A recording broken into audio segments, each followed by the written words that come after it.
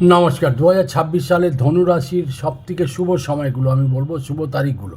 প্রথম হচ্ছে জানুয়ারি মাসে হচ্ছে 11, 12, 16, 17, 18, 21, 22।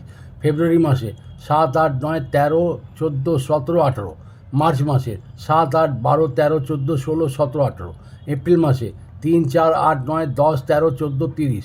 এবং তারপরে হচ্ছে মে মাসে 1, 2, 6, 7, 10, 11, 27, 28, 29।